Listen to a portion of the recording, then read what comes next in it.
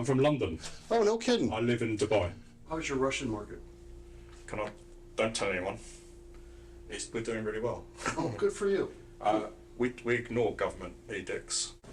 That was British businessman David Crisp confessing to violating sanctions against Russia in an undercover video shared with the BBC. Crisp sold luxury perfume. He rubbed shoulders with celebrities, but they didn't know about his activities in Russia. His business partner didn't know either, but David Garofalo got a tip-off and hired the private investigators who filmed the undercover video.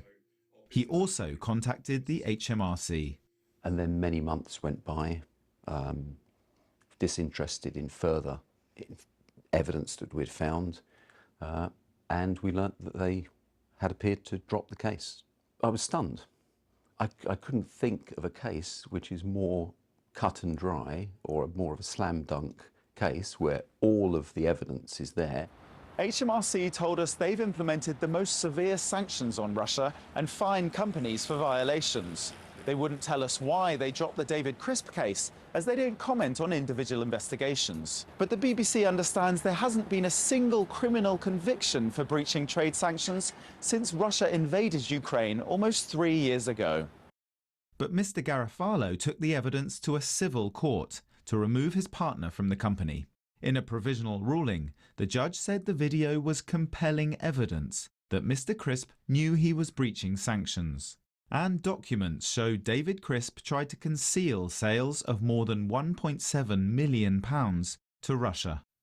If we don't prosecute people, who the hell is deterred from breaching sanctions?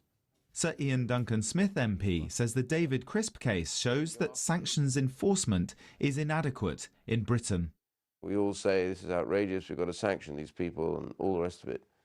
But then, without any prosecutions, you think, well, that's gone away now. There needs to be arrest, prosecution and incarceration if we're going to get on top of this. And if we don't do that, then there's no such thing as sanctions. In a statement, David Crisp told us he refutes the allegations made against him and denies knowingly trading in breach of Russian sanctions. He says he didn't attempt to conceal the trades, which he says were known to his colleagues. Ukrainians are still dying every day at the hands of Russia.